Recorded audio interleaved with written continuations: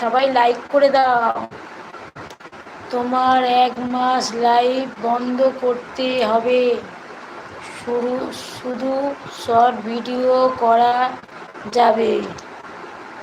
কাকে বলছিস? আমাকে? আমাকে বলছিস ভাই?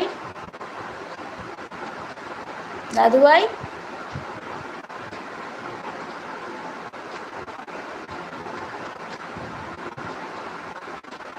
দাদু ভাই কি আমাকে বলছিস কথাটা?